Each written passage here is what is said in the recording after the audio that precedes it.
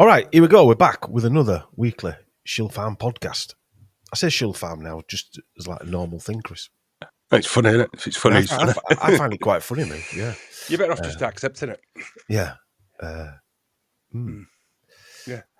Hosted on our very own bullshit platform, we are the controlled opposition. You know, that actual title doesn't really mean out, does it? Because who are you controlled by? We're all supposed controlled, and we are the opposition. But anyway, as opposed to who would be uncontrolled? Do you know what I thought about today? You know, when people say, when I say do a podcast, people are interested when you say do a podcast. Yeah, they are very. Yeah, until you tell them what it's about. Yeah. Do you know what I thought I might start saying, right? I'm on a mission from God. Yeah. You know, just like Blues Brothers. Yeah, that's exactly what I thought. Like we can be Brown Brothers. Brown Brothers. Just say, I'm on a mission from God. I don't know who God is. Nostril Brothers. Yeah. That could be your answer. Oh, which church? I don't know God. I don't know which God it is, but I'm on a mission from a God to expose the satanic lies and expose. Yeah, we've exposed it with truth. Mm. So we are on a mission from God. We just don't know who he is. No. Or whose God he is. About it. We figured the last couple of days. No, but everyone's on a mission, on some form of mission from God, because that's why you know. I don't know who that is, the Creator or whatever it is. I'm on a mission from the Creator. In the Creator. Yeah. Anyway, this is episode 257. The format is simple. We release a minimum of 4 shows a month. Members get the full podcast plus download at sheepfarm.co.uk. Non-members get part 1 plus download as well at sheepfarm.co.uk. All new shows are released on Saturdays, so even if you're not signed up to the website, you just come onto the website, it'll be there. No issue. Always on our private bullshit platform, that's sheepfarm.co.uk. I will repeat it because people ask me, email in and ask where it is. Although we also I also upload part 1 to Podomatic that distributes them out to Shopify, Amazon, Audible, and Apple as well. I will put this week's video, or I'll try and upload this week's video because of the tech issues we've had, and see how we get on. Anyway. Please do subscribe to the website, though, for all email notifications for new shows. And join Chris on Instagram or email us at info@sheepfarm.co.uk. Or join fully for £2 a month. Yeah. I have actually been thinking of... Don't map that. Some people don't know, you know. Right. I have actually been thinking that to watch the videos, to make it a private members website, if you like, you have to subscribe. As in, not pay, but, you know, have an email subscription. I thought you had to be a full member to watch the videos. No, well, sorry, not the videos, the podcast. Listen to the podcast, should I say. Right. Sorry. It's a good job of me, isn't it? Yeah, it is. But to go on the website, you have to subscribe. Not because I want to lock everybody in and it's like digital currency or digital IDs. More the fact that it's a private members, because there's things tighten up. We probably will have to be like a private members club. Yeah. As sad as it is. You don't know what's going to happen. Freely. I mean, I don't know if I mentioned it in one of the podcasts. It might have been yesterday, because it'd been 2 weeks' time. But somebody in Switzerland mentioned that girls and boys, on a tweet, this is, that girls and boys' skeletons are different, so they can't be the same. He got arrested. He got fined, and he said, I'm not going to pay the fine, so they actually jailed him for something ridiculous like 40 months. Same with that guy in Ireland. Right. Was it a teacher? He's just gone, didn't need to get 20 months for... yeah, because he wouldn't back down, would he? Yeah. Good for him. Yeah, good for him. I'm sure there's a lot of people in prison agree with him. That makes him an actual political prisoner. Yeah, in his own country. Yeah. I mean, if that's not... I mean, isn't it funny how we still say, oh, we're in China and in Russia? Right, okay. Yeah. yeah. You know, it's like people who question other countries' human rights. And yet Tony Blair killed 1 million people. I know. But Saudi Arabia chopped women's heads off. I mean, I'm sure there is. I'm sure it's horrific. I'm sure it is. There's horrible things in every country. Yeah. Just different things in every country. Yeah. We get mind tortured here. Constantly. Yeah. And we get set amongst each other as well. Somebody was telling me a story today. they were dropping the young one off at school, and a woman came up to him and said, "Oh, are you parking in a normal place there?" She, what are you on about? Other day you were just lazy, ranting and raving and swearing. She got 2 young kids with her as this other woman, and the girl that we know has got 1 kid. Ranting and raving outside school. I was just felt the hair stand up. Oh, I know. And then she twigged what had happened. Her friend's got a similar colour car.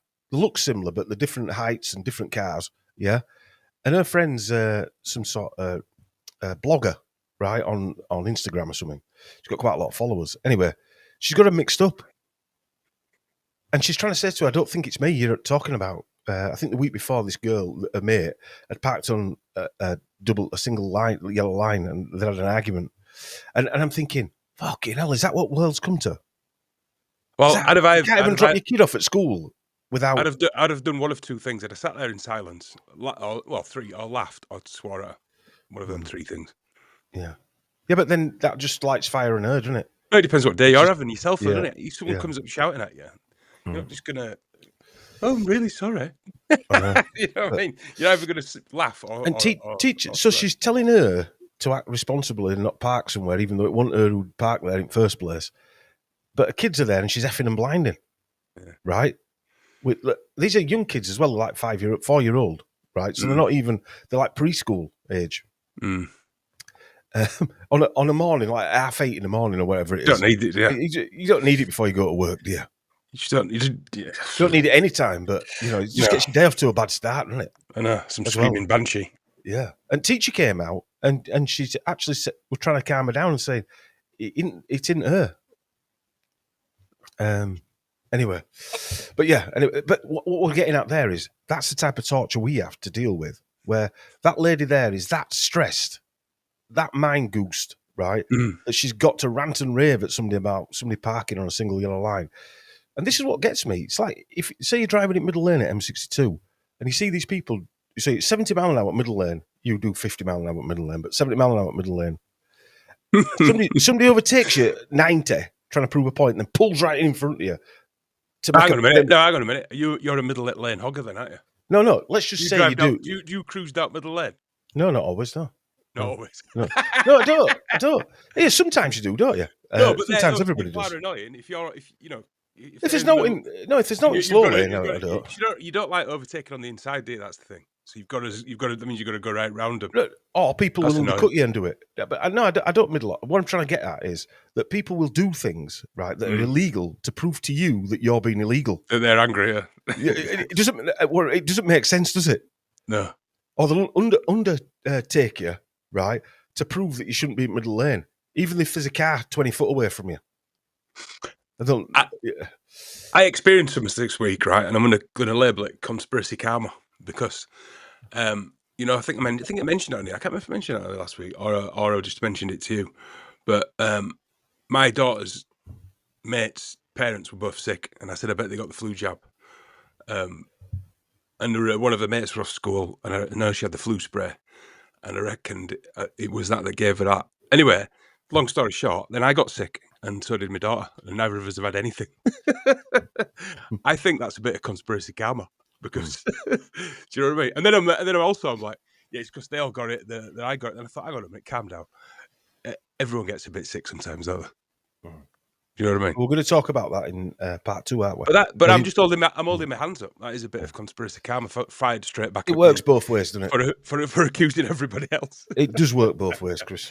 I know it does. No, but to be fair, I get ill for some reason, and I mean, Mr. will vouch for this. Every December, November, December, I get a bit ill. Not badly. I had one bad day basically, but where I was in bed all day with a fever. But it's weird because I always thought it was when I was a full-time head chef because it was stressed, because it's busy for Christmas and stuff like that. There I go, mentioned being a chef again. I thought it was because of that, but then I'm not a head chef anymore, and I don't work busy Christmases, and I still get it every year, just like November, December. I think it's I believe that's what flu season is. I think it's just you just get rid of your there are so many different toxins. Yeah, who knows? I don't know. We're talking to Chris Thrall. We've actually. Yeah, anyway, well, let's move on. All right, I'd like to thank everybody for ordering products off Health Bunker supplements. Remember, there's a 35% off we're carrying that Black Friday on. So if you add the email, that's why it's good to subscribe, because you get the email for that if you want to take part. If not, that's fine as well. Chris's Gaping Gobs on Etsy, both. And I think I've got a few calendars left. Got a couple of calendars left. For 2004. 2024. For 1963. Yeah. I've run out of badges, but I've ordered some more. Right. Because they went quite well as well. It's nice as well. I mean, there's not much brass to be made from badges, but it's good that they're getting out. Maybe you have to go badger culling. People are wearing them. Yeah, it's good that people are wearing them. Right. Or getting them. Do you know what I mean? People come to them and go, nice badges. It'd be interesting if anyone ever gets pulled. Well, even with the merch stuff, with the t-shirts, it'd be interesting if anyone's ever been approached because they're wearing a badge or a t-shirt. Right. If they have, let us know. I'd be interested. But I'm busy as hell at the minute. I've literally, from this morning to just now, just walked in here and sat down. I'm still packing up sculptures. I'll be doing it till bloody midnight tonight. Super busy for me during Christmas time. Yeah. Not complaining, just saying. Well, anyway, this week we were joined by Mark Devlin. We recorded this on the Sunday. This is now the 5th of December. We recorded it way back on the 1st of December, I think it was. Was Sunday 1st of December? No, 30th of November. Whatever it was, anyway. Yeah. It was Sunday night. We've actually recorded 3 podcasts this week, haven't we? We've done about bloody 7 or 8 hours bloody recording. I know. Busiest week I've had this year, and we decided to do 3 in a week. Yeah. Anyway, they're done now. So, yeah. So, yeah, we Mark came on. We had a good chat. We actually did an hour for us on here, and then we did an hour for him on his podcast. So, I don't know if I think he's releasing that to his patrons behind his giant paywall. Yeah. Yeah. How dare he? Yeah. Big shill paywall. Yeah. How dare he have a paywall? Promoting his big shill book. Yeah. No one's dad's a shill. Evil bastard. No one's dad's controlled opposition. How dare you spend a year of your life writing a book and then expect people to give you money for it? It's disgusting. I think it's disgusting. He should whip himself with nettles. Yeah, at least. And what did he say? Live in a cardboard box. Yeah. With Jack Russell piss on him. Yeah. I don't know why that'd be worse on a nettle, but anyway, there you go. All right then. We're off. I hope you enjoy that podcast we do with Mark. If you're going to join us in part 2, we'll see you there. But all right, finally, we've got this one together. It's been about 2 or 3 months, I think, in the making. We've got time on a Sunday night, a grim Sunday night up north as well. Freezing cold. Any other kind? No, I don't think there is. But me and Chris are joined by Mark Devlin. Hi, Mark. Hey, Mark. Hi, guys. There was actually a rave record called It's Grim Up North. I'm trying to remember who did it. Was it the KLF? Yeah, they got the words right anyway. Rings a bell. There was a tune called It's Grim Up North, and they name-checked a load of towns, like, Scunthorpe, Grimsby, Huddersfield. Yeah. It's just a long list of grim northern towns. Yeah, I couldn't agree more. I think even northerners say it's grim up north. I would say Huddersfield, where we're from, Fire, is beautiful when it's sunny. When it's bad weather, it's fucking grim. Which is most of the year. Yeah. Actually, the hosepipe ban's just been lifted. All right. Yeah, it's absolutely pissed down for about 5 months, but they must have forgotten that bit. Yeah, it's been such a problem, that lack of water, hasn't it, with all those torrential rainstorms. I told the story of the week, Mark. One of the guys who lived near me has just had his gate done, and he wanted to use his hosepipe. This was about 2 or 3 weeks ago, just to wash away, the bits of debris, cement and stuff like that. And he got his hosepipe out, and the neighbours came across and said, "Oh, you can't do that. There's a hosepipe ban." And he said, "We're fucking surrounded by water. What are you on about?" I think I'd have lost my shit there, to be honest with you. Are they the same ones that used to grass up their neighbours for having friends round during Convid? Probably, yes. Yeah. Butching the curtains. Yeah. Same kind of people. I had a story today. My young were playing football. Well, there were 2 stories, actually. One of the coaches, or his sort of used to be a coach at the thing, but now his lad plays anyway. He said he's on some sort of WhatsApp thing with the other coaches, and one of the coaches said 400 kids are off at one school with this so-called lurgy that's going around, the new lurgy. Huddersfield variant. Yeah, the Huddersfield scariant. Yeah, but there's loads of kids off. I read on our podcast this week a newsletter from the school, an email that sent round saying loads of kids were off with obviously COVID. flu, and all these other things. I think they're trying to terrify everybody into because everyone's got reluctant to have jabs now, or a lot of people are. Even people are coming up to me and asking me now, and I think they're trying to scare people back into having them. I mean, it's not like it's winter and there's colds around and flu and pneumonia and things like that. That can't be it at all. Yeah, but all them disappeared in 2020. They just disappeared. They're only one scary thing that were going on. It could be the flu mist that they've been giving out at schools fair. Yeah. Could be that. Yeah. But then my nipper were off school 2 days last week. Mm. But then I've been ill for a day. Yeah. You know, it just happens this time of year. I miss 2020. I'm so nostalgic for those times. Well, I've been watching. No one ever. I watched your rant the other day where it was 2021, and I think you just watched one of the Meet the Flockers episodes, and you were on one. You were proper on one, and you called Johnson an Etonian twat. Or something like a fat Etonian twat or something like that. I called him a cunt on one. Yeah. Actually, Fatty, I remember that were just after we spoke to Mark, I think, for the first ever time. And then, because I remember saying to Dom, I think your information about Johnson's upset Mark when he called. No, that was before that. Twat. Because what he said, he said on that show, Mark, if anybody knows who these guys are, 2 guys from Yorkshire. One of them's got big nostrils. No, I didn't say that. He said, try and put them in touch with me. That's when I first found you. Yeah. Right. It was interesting. I just picked that one and listened to it. But I've got to say, not only was it I don't know, it were a very good call to arms rant. I don't know, dialogue, whatever you want to call it, and it were free flowing as well. It wasn't like you're reading notes. It was spoken from that's pure when you know hatred. it's a genuine rant. Yeah. And I normally call Johnson an overpaid, overfed, overprivileged, bloated old Etonian twat. Yeah. That's good. That's it normally. Good description, Matt. It's straight to the point. I'd had accurate. Yeah, I'd had he's got a get out of jail free card from Greg's in there as well. According to James Dellingpole, who was at Oxford University with Johnson, his nickname there used to be Shagger because he used to be a hit with the ladies. You can see it just goes to show that it's not just beer that can make you blind when it comes to attractiveness. Wine goggles. The opposite sex. It's wealth and privilege does it as well. It's rohypnol. I don't think you. Well, that helps. I mean, I'm not batting his corner or anything, but I don't think he were he wasn't that unhandsome when he were at school, though. Were he? You know what I mean? He weren't like he is now. I think he were. Didn't have a beer gut and a half dashing looking fellow when he was younger. I think. I'm just jealous. Yeah. I never got called Shagger. Yeah, I didn't go. We just looked shagged. Yeah, should have gone to the same school as Tim Westwood. Yeah, that'd have been worse. He might have nailed you.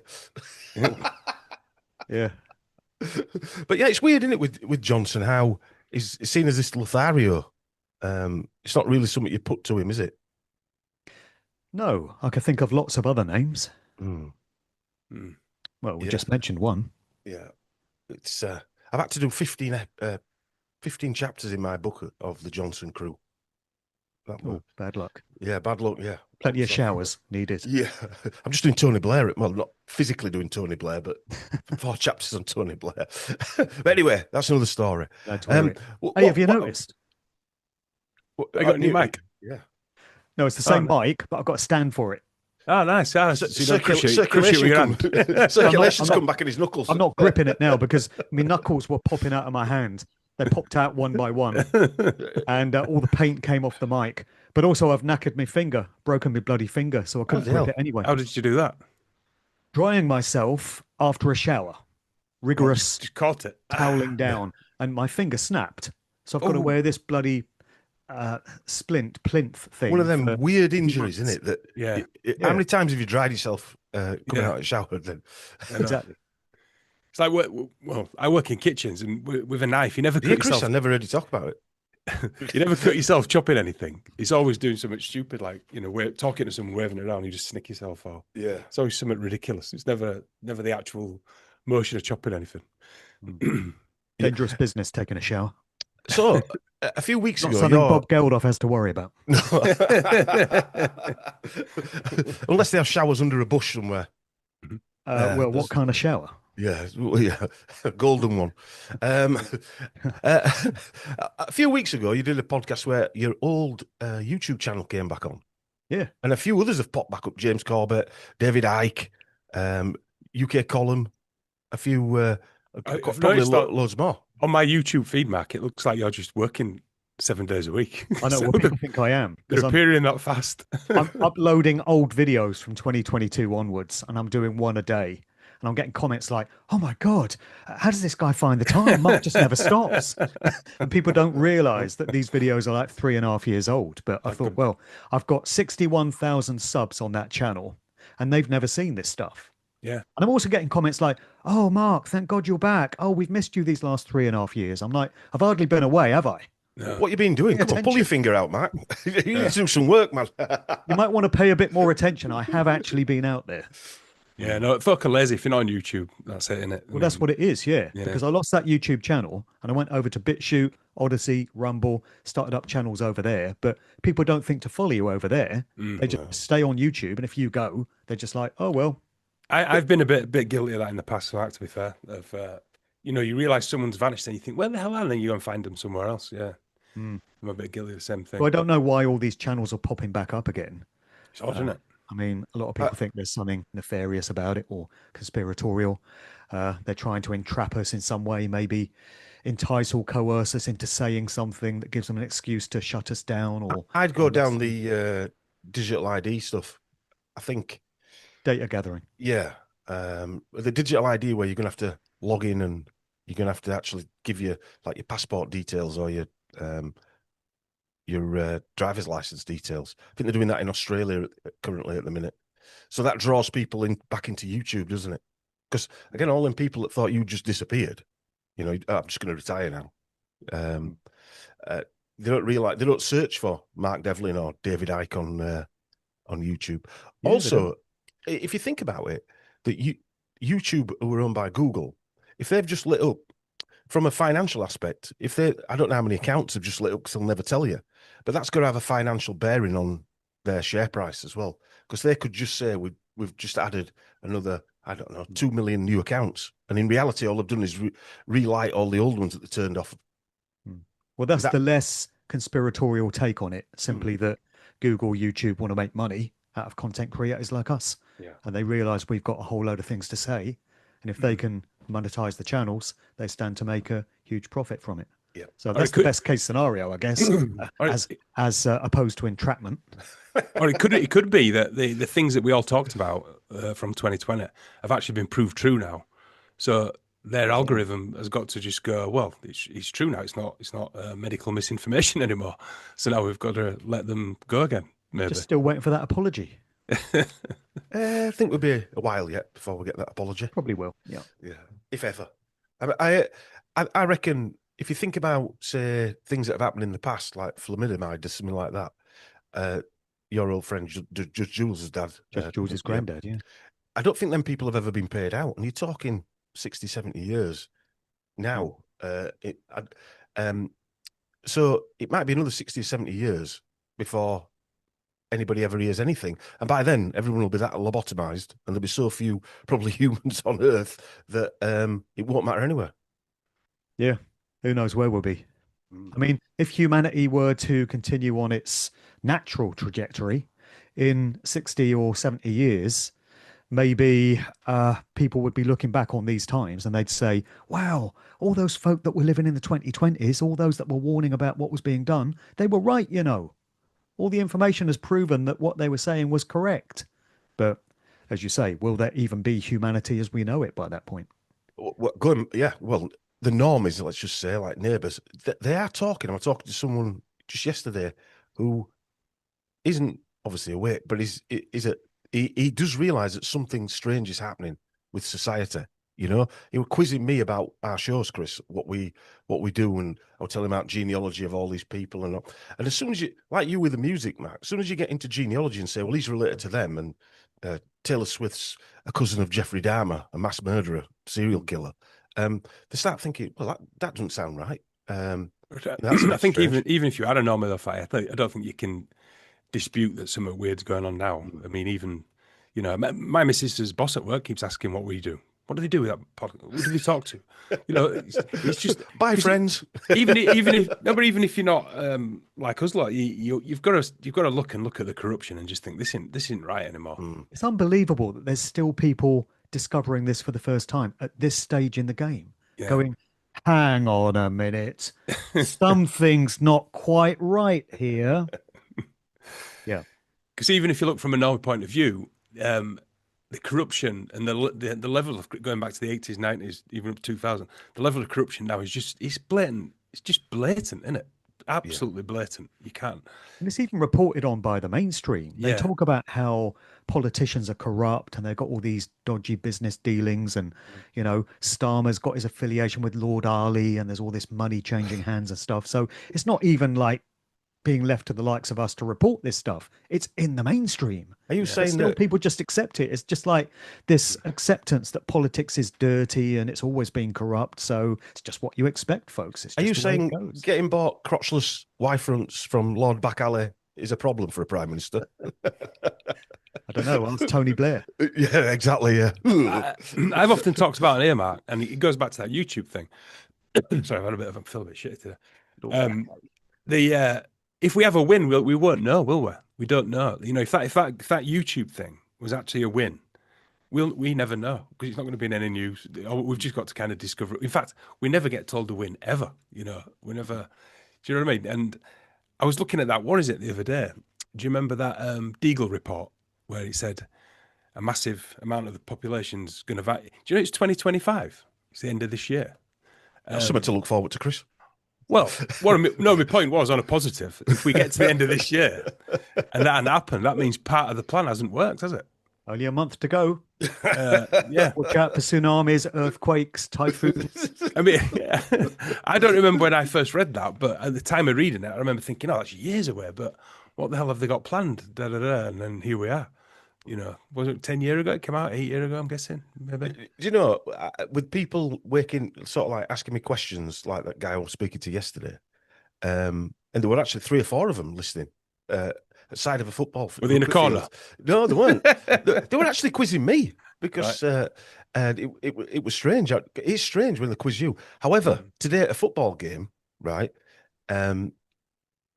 one of the parents said, yeah, there's a couple of the trainers having an argument. And he said, yeah, they don't want to be arguing in front of kids and stuff like this, blah, blah, blah. He said, what the FA should do, you think you're getting somewhere and then you hear this, what the FA should do is employ people, like say myself, who's a football coach, you were a football coach, to go around games, monitoring games and the behaviour of people, and then writing dossiers on like the supporters or the family, the parents, the coaches and the players who are being, you know, saying stuff they shouldn't say and violent or whatever. And I'm thinking, as soon as you mentioned dossier, that sounds very Stasi-esque. East Germany. He compile these dossiers, then you can kick these teams out. And so you think you're getting somewhere, then you hear something like that. Was that one of the ones who were quizzing themselves? Pardon? What did you say, Matt? Oh, the inmates policing themselves. Exactly. Yeah. And that is it. He was happy to do that for, he said, well, you know, they'd all have to give him like travel expenses and a cup of coffee and a sandwich. So he's willing to do it, right? He might as well get Hugo Boss to design him a new outfit. You know? Wear a nice leather jacket. Leather jacket. I'm compiling my dossier. Maybe a small revolver. That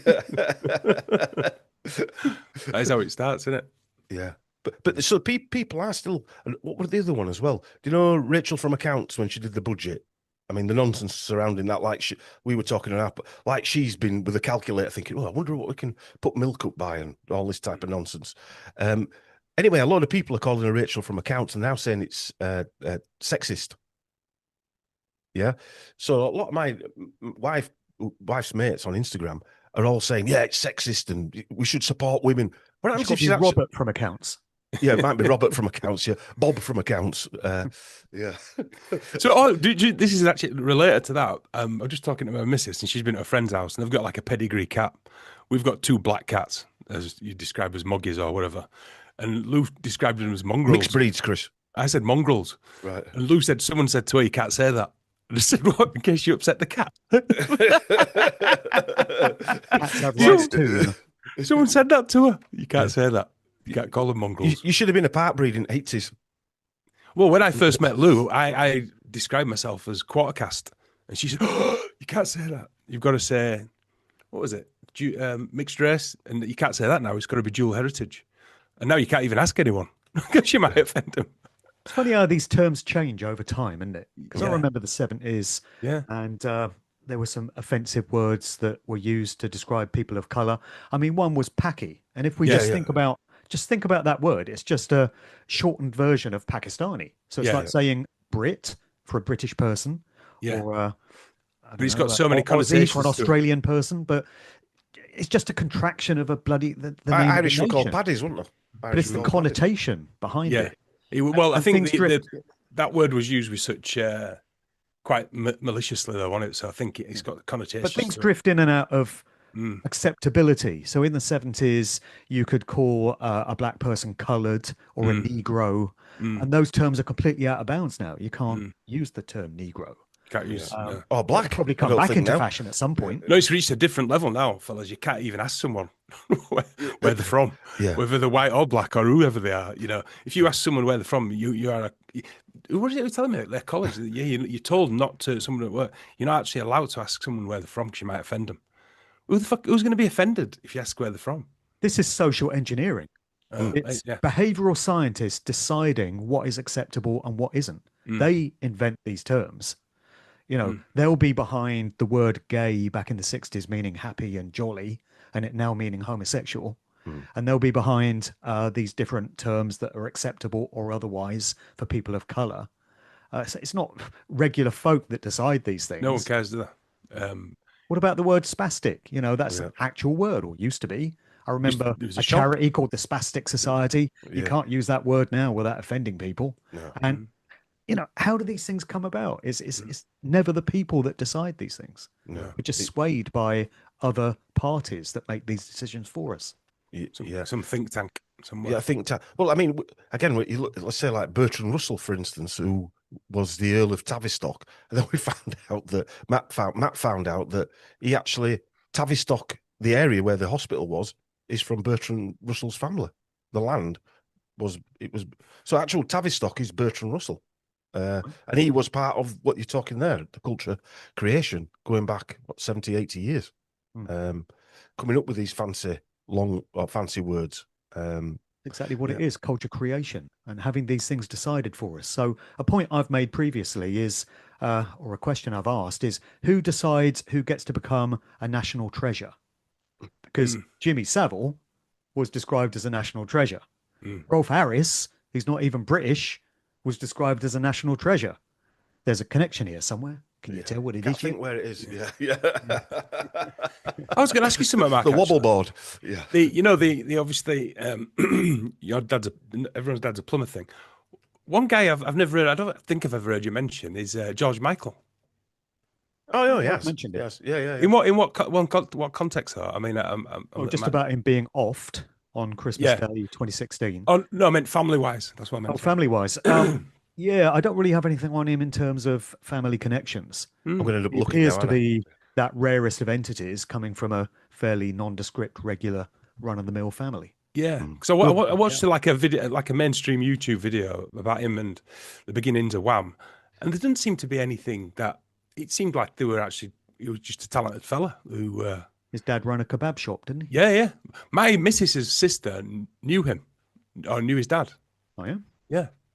That's why I was going to ask, because I don't see anything around him other than him getting probably snuffed out early. Maybe that's why, because he wasn't part of the club properly. So yeah, well, when you get to Andrew Ridgeley, you get some more interesting sort of connections there because is he? I think he's Egyptian, isn't he? From an Egyptian family. Don't know, but he had no talent whatsoever, did he? No talent, but he comes from a fairly wealthy family, sort of semi-aristocratic. So the real driving force behind Wham would appear to have been Ridgeley, with George as the visible frontman, which is what you find so often with groups. You know, the lead singer is not necessarily the driving force behind the band. Like Queen. Queen was Brian May's band, but everyone just thinks of Freddie. Yeah. It's the same with the Doors. Same with the Doors. Rayman Zurich seemed to be the one who was controlling things, who was part of the military intelligence. He was in military intelligence pre-Doors. Yeah, well, they all were. Yeah, exactly. Even the bloody drummer. Yeah.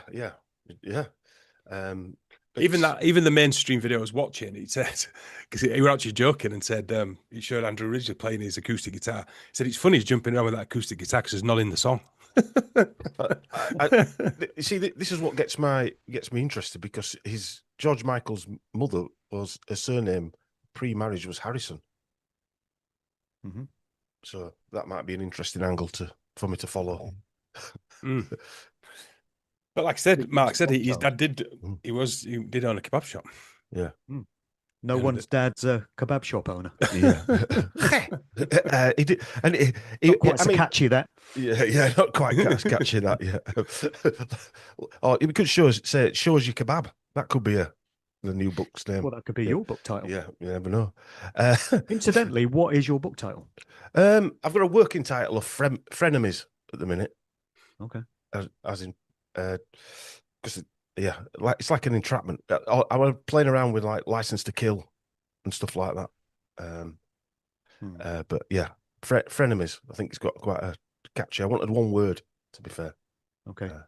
Gonna have a subheading as well. Yeah. But Frenemies, License to Kill 2020, I reckon, something like that. Straight to the point. But so it's specifically about the events of 2020, is it? Well, 2020, 2021. Basically, the Meet the Flockers shows that we did, Wancock, Whitty, Johnson, but Blair was pulled back out, Zahaway, Rishi Sunak, Preeti Patel, all the cabinet that we did in 2020, and the Sage bastards as well, what their backgrounds were, who they were. Found some interesting information out, going back through the work as well. You could have just published your transcripts from all those shows. That was a general idea, wasn't it? The size of a wardrobe. Yeah, I mean, we could actually do that on its own as a different type of release at some point. Just do the transcripts. We have to translate them out of Yorkshire, probably. That's what Crow does, doesn't he? Crow offers the transcripts of all his shows. So Rose sits there and types them all up. Does she type them all up as well, Rose? Apparently so, yeah. Well done, you, Rose. Yeah. But you would need subtitles with yours. Yeah. We've been asked by some American listeners, can you talk a bit slower, or have you got subtitles? And when you put subtitles on, the actual subtitles don't understand what you're saying. So that buggers that up as well. You're also in Yorkshire. I tell you what, there is at the moment, and it's something me and Chris have spoken. I like your angle on it. There's lots of talk about this person's a shill, this person's controlled opposition at the minute, and I sort of struggle with that. I never hear you calling anybody controlled opposition on your podcast, for instance, or on a podcast. And I don't think it's right, because personally, that's my view, calling people out. But there is a lot of it going on at the moment. Yeah, I don't do that because, firstly, you can never actually prove it unless you've got specific documentation to show that somebody belongs to a particular Freemasonic lodge, or you've got a pay requisition from MI6 with their name on it and their bank account beneath it. How else are you going to prove it? Yeah. And I know that a lot of bollocks gets spoken here in terms of accusations of people being shills, because I get it all the time leveled against me. Yeah. He's an MI6 agent. He's a Satanist. He's a Freemason. I know I'm not. So I know anyone making that claim is full of shit. Yeah. So if they're saying that about me, how can I be sure that anything they're saying about anything else is accurate? Yeah. So I don't make those claims about people because I can't prove it. I certainly have my suspicions, and it might be a different matter if you get me over a pint in the local pub. I might share with you my suspicions about who's on payroll and who's an agent and stuff. But if I can't prove it, I'm not going to go public with it, because I don't want to tarnish somebody unfairly if I can't prove it. It's not fair, is it? It's not fair to do it, I don't think. No, because we've all had it done to us. Yeah, we've all had it. The live show that we did up North, Mark, and when we're having a beer after, about 5 different incidences, someone came up and said, I don't trust that so-and-so you spoke to. All different people. I said, the last person who said, listen, I've had about 5 different people been told to me by different folk tonight. Are they all that all shills? Are they all paid opposition? Because it can't be. Everyone's got a suspicion of somebody, haven't they? I mean, if you listen to every claim that was made, you'd have to conclude that there's not one single solitary, individual, genuine, sincere truth speaker in existence. And often everybody's been called out at some point. Often what it boils down to is they don't particularly like that person, or they don't resonate with them, or don't resonate with them. Yeah. So that's why they're and people ask me about David Icke all the time. So when I'm out and about in conferences and such, people say, "Oh, Mark, what do you think about David Icke? Is he to be trusted? Is he a Freemason? Is he on the payroll?" And I'm like, I don't know. How do I know? I don't think he is, and I hope he's not, but I don't know. And why are you asking me? Why do you think I would know, or anyone else would know? Yeah. But you're not telling him he is, so that means you're part of it as well. That does happen, actually. Yeah. You can't fucking win. You can't win. No. And nor am I going to try and attempt to. I'll get involved in stupid conversations with people about...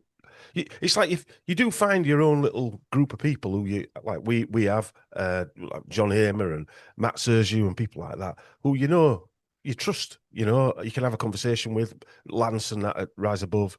But then because you've got them people who you talk to, everyone says, "Oh, they're definitely controlled opposition." Because they're all together, all in it together. The time. They go on each other's bullshit platforms, and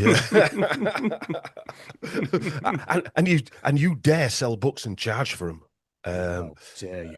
Yeah. Or organise a live event and actual cover your costs. And so, unless you're living in a soggy cardboard box in the gutter somewhere and begging for scraps, and you've had the same pair of shoes for the last 5 years, you're not genuine in this game. That's the only way you could be taken seriously. Yeah. Apparently. Strange, isn't it? It's such a strange phenomenon, isn't it, really? I think it shows how easy we are to manage, though. There's something in our coding that brings this out in people. They view people with a podcast, for instance, as though they've got some kind of success, when we aren't even looking for success. It's not really a good ticket for success doing this type of podcasting, let's face it. Because all you get is ridicule from both sides. Really. I mean, an analogy would be there's a bunch of inmates in a concentration camp, and they're being kept in there by guards with dogs and guns up in watchtowers and such. And instead of coming together and uniting in a plan as to how they're all going to get out of there and take these guards out, they're all pointing accusations at each other. You stole my bit of bread at dinner last night. No, that was you. You stole my shirt last week. Guys are going, that is actually what would happen. You stole my gimp. Oops. Yeah. We just can't seem to get together on the same page and unite against a common enemy. Never have. No. I mean, Mike, in our makeup, our psyche, whatever it is, our mentality, which gets exploited by these behavioral scientists. And let's face it, all of us, even over the last 5 years, it's been 6 years nearly, I've changed massively. I look back at early 2020, and I thought I knew quite a bit how naive I were. Like you just left school and you've gone through school now, the COVID school, and learnt so much. The download was so heavy during that period. Yeah.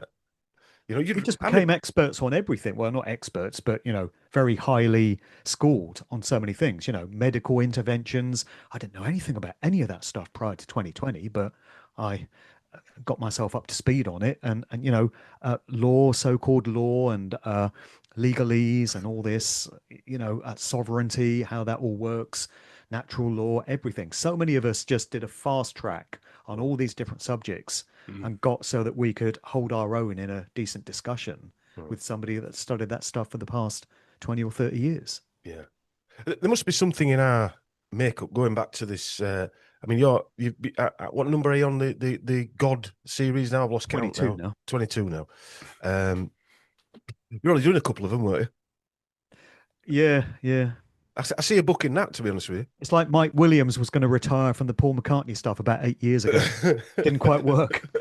We've just recorded a 2-hour Doors show with Mike. Oh, just a quick one then. Yeah, just a quick one. Well, that's part one. So that's getting released, I think, couple of weeks or next week, something like that.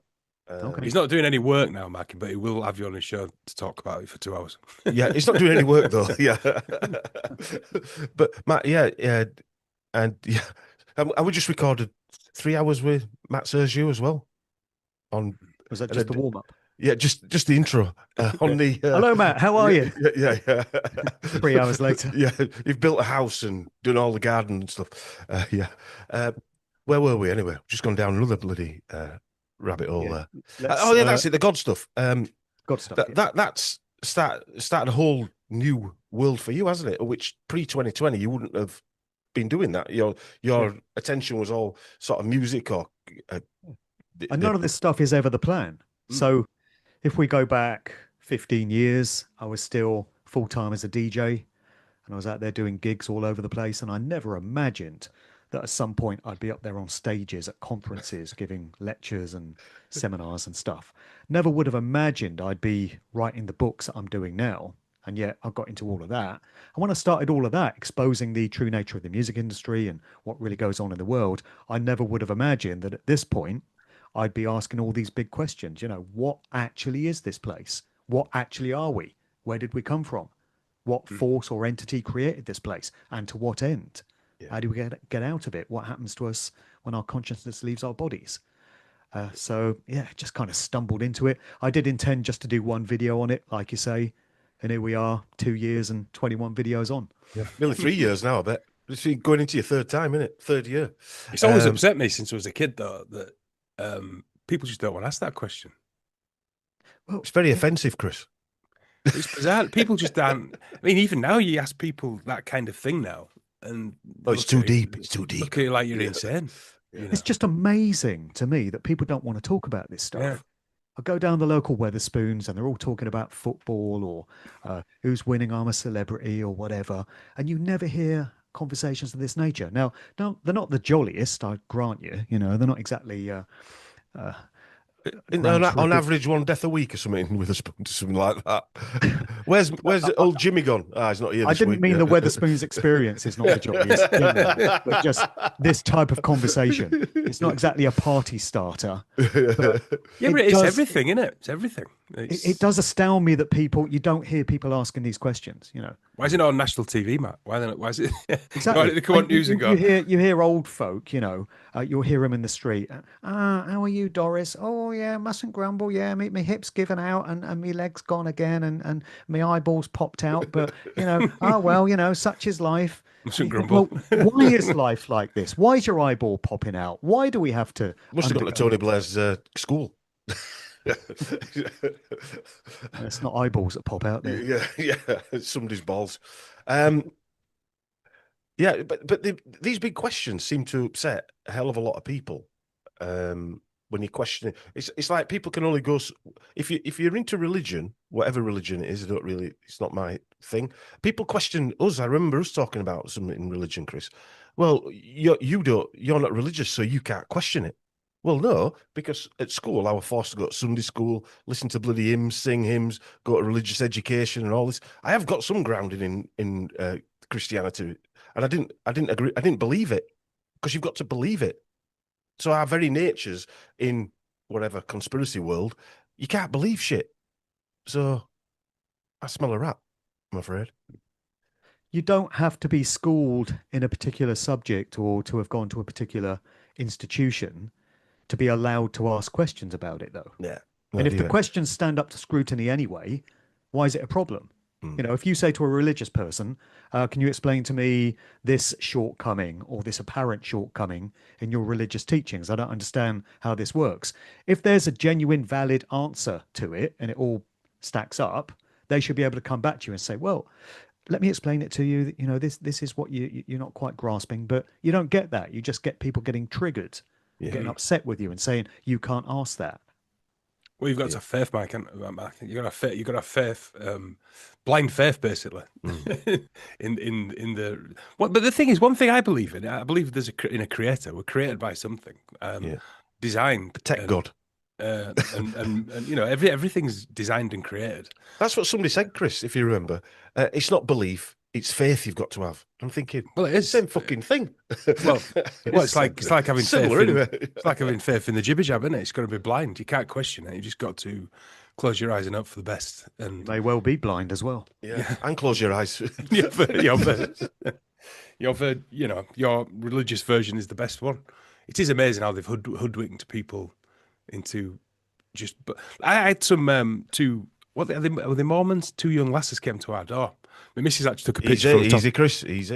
Took a picture from the top of the stairs because I started chatting to them. And my missus was pissing herself because I was going, have you ever heard of this? And they're going, no. And I got them, I said, have a look at the Snake's Head Pope's Auditorium in the Catholic Church. Have you ever seen that? No. Have a look at it. Google it. Put it in your phone. They were trying to get away from me. I think. They won't be coming back to your house. They came back, actually, Mark. They came back and asked me some more stuff. And then I never saw them again.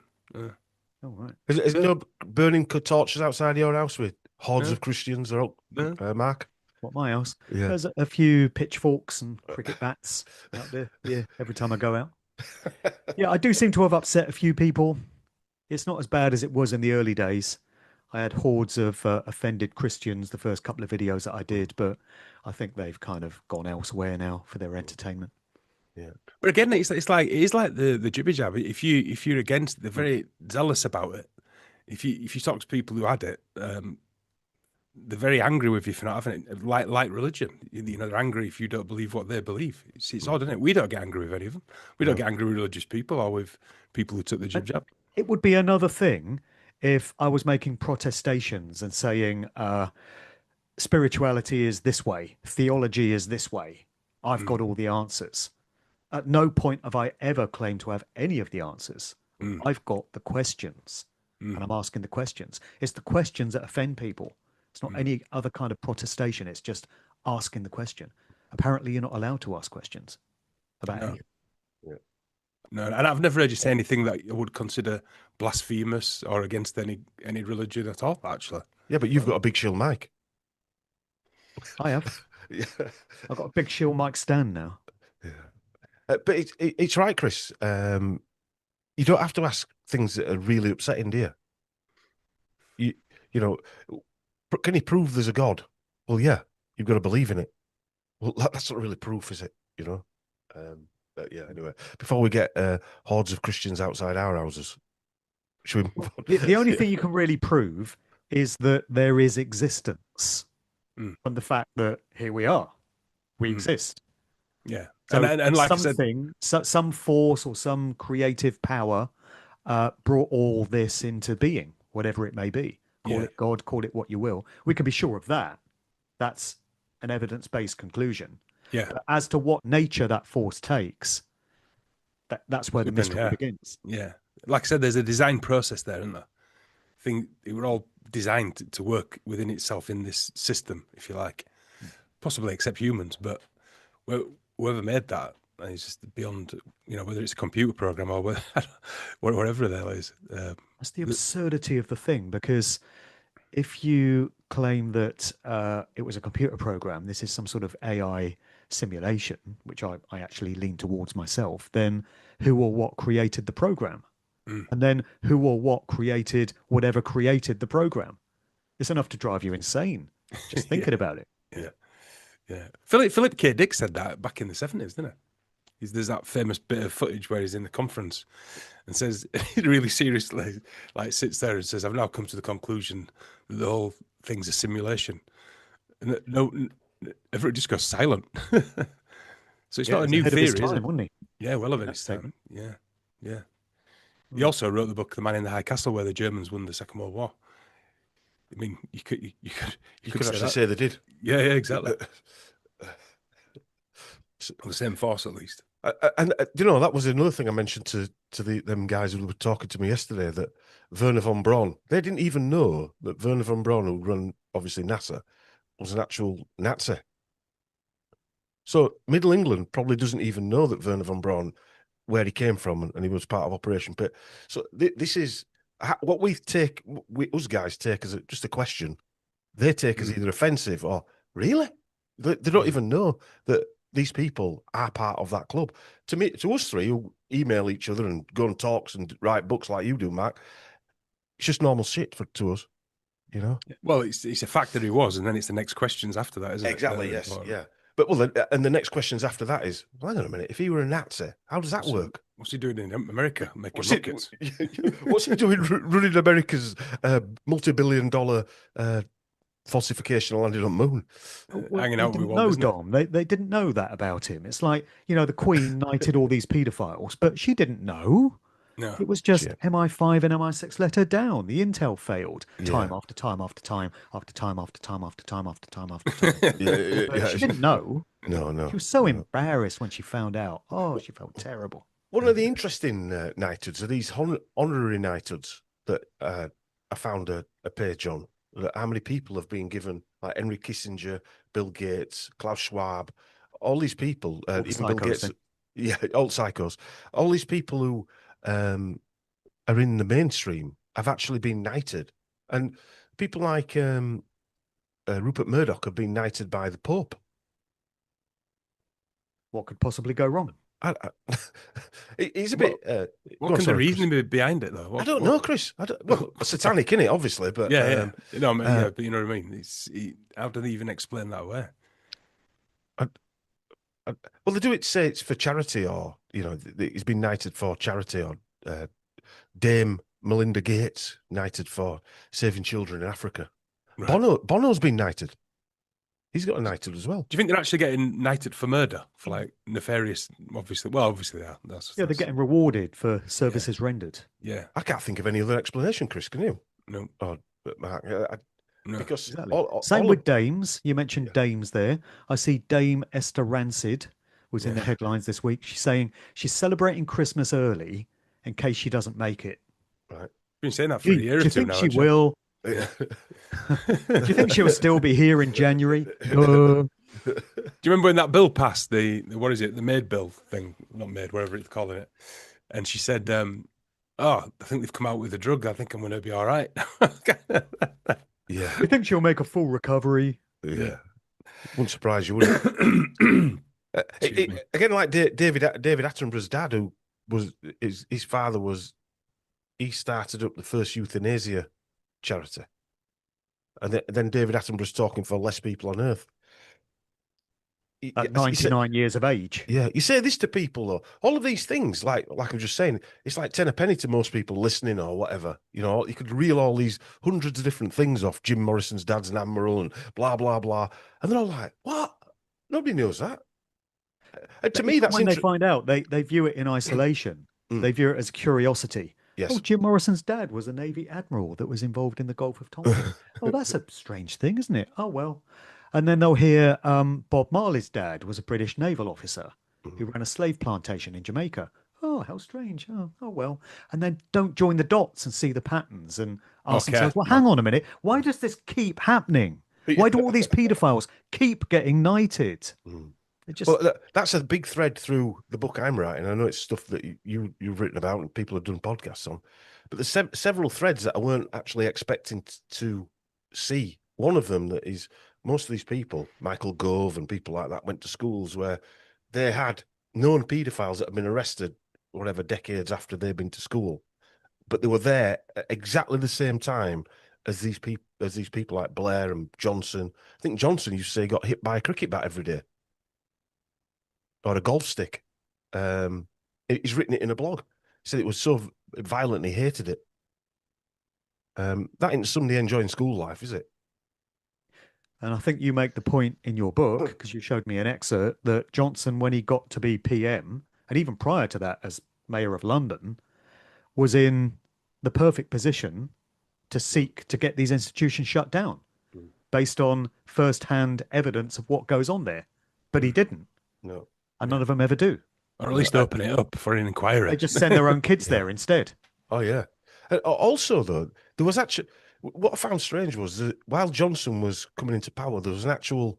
It was the independent child abuse inquiry or something like that. Anyways, it was an ongoing agency... what would you call it? Review of all these schools and the abuse in them. And one of them was Johnson's school, Ashdown House. This was while he was been voted, it was while he was in power through the 2020 nonsense, this inquiry was going on. And he never mentioned it in anything. And 2 of his teachers got arrested. They never mention it. I've never heard any of them mention it. No. And Tony Blair. Tony Blair, exactly the same thing. Margaret Hodge, she's now a dame as well, obviously. She was part of Islington Council, who had, I think it was a dozen children's homes under her while she was the leader of Islington Council. And there was all these things going on. And she just said that the kids were making it up, basically. And she was she was part of the cabinet, and she was it was the children's, anyway, looking after children, basically, in Tony Blair's cabinet. How's that fucking work? Well, which is always a flip of what they're talking about, in it, looking after, aka like Esther Hansen with the childline thing. People reckon that. I tell you what I saw today, and I've never seen this before. It was in America, a thing, right, called a baby box, right? Right. So if you have a child and you can't cope with it, it will literally a box mounted like those old safes that they had in the banks. Pull down this shutter, put the baby in, shut it up, and walk away. And they said the longest I couldn't believe this were real. The longest a baby's been in there is 20 minutes. Someone comes and picks it up.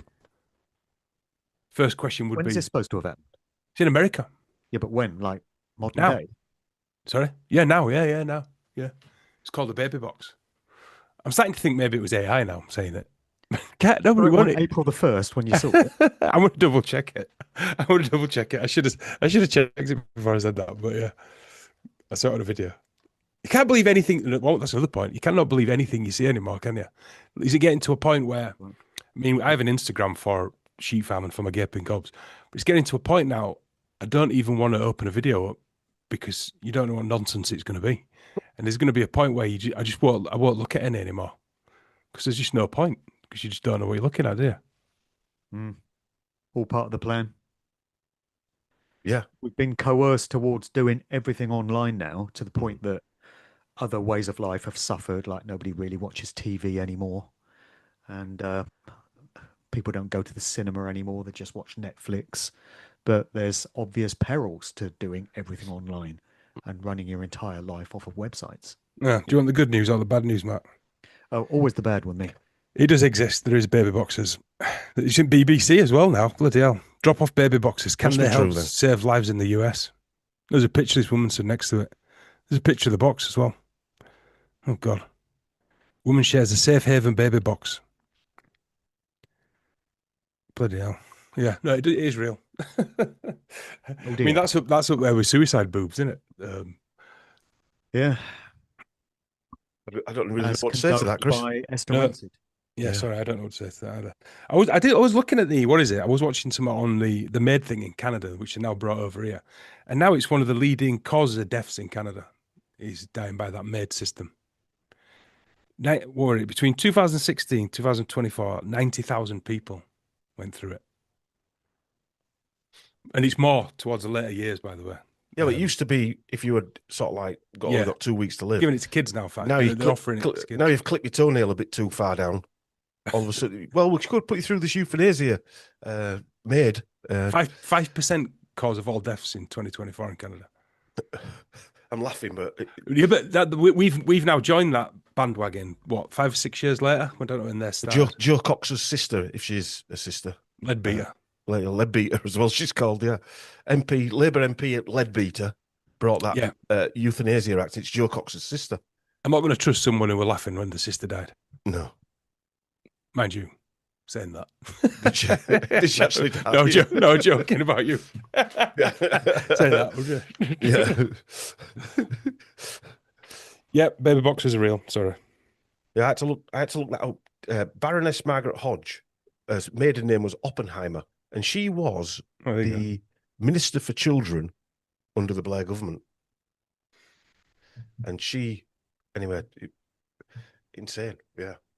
How these people get jobs. She was on the Reigns list as well. Margaret Hodge.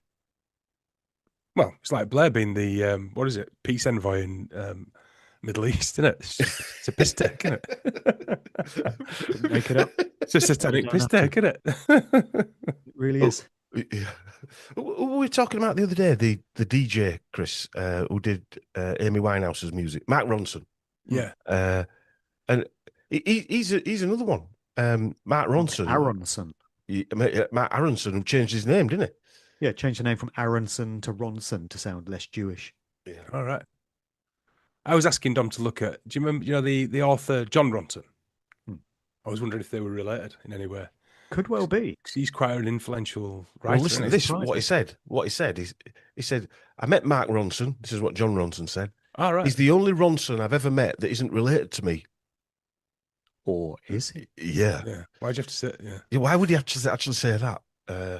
They're related to Leon Britton, That's the correct. Yeah. Ronson family. Right. And I can remember when I was on the DJ circuit like 20 odd years ago, and I was traveling around and I was wanting to be much bigger as a DJ than I ever was. And this guy, Mark Ronson, just popped up out of nowhere, literally overnight.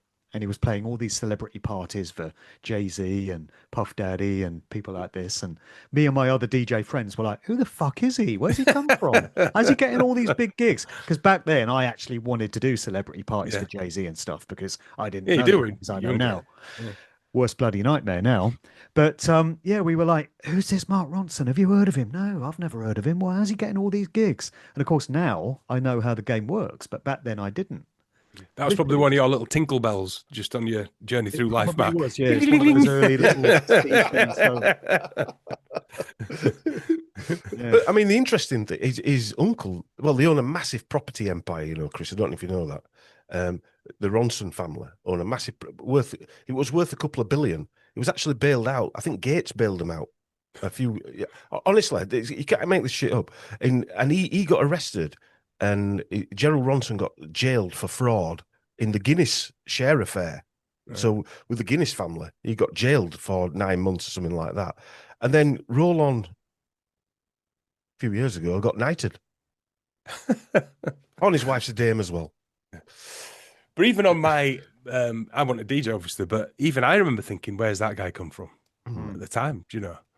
Just came out of nowhere and we were on it everywhere. It's similar to Russell Brand. When I think back, Russell Brand just popped up out of nowhere. Yeah. And the first I ever heard of Russell Brand is when he appeared on Tim Westwood's Radio 1 show. Oh. I mean, what's Russell Brand got to do with rap and hip hop music anyway? Yeah. But now, of course, I know what those two were doing hanging out together because they got shared interests. Yeah. But Tim Westwood was promoting Russell Brand. And I thought, who's this twat? Where's he come from? And then, of course, he's all over TV and his career just took off overnight. And we're really supposed to believe that it's an organic thing and, you know, it's gradual and he worked his way up. I didn't realise. He was funded into, he was given a scholarship by the local council to this talent school, was Russell Brand. It's funny because you see it in films as well where, because I still follow films, even though obviously with different eyes now, but you see these certain actors or actresses that are constantly promoted, constantly in films that don't make it and they fail, but then they're re-promoted again. Who is it? What's that guy called? Is it someone Leto? Jared Leto, is it? Jared Leto? Jared Leto. He's actually got a cult in the, literally a known cult in Laurel Canyon. Is it? Yeah, in the old... What is it based where they used to do Lookout Mountain? Jared Leto that's bought right. Lookout Mountain, which was the covert military base in Laurel Canyon. So he's got a cult there, and it's a note, loads of people turn up, et cetera, in Laurel Canyon, like Mark says when he bought it.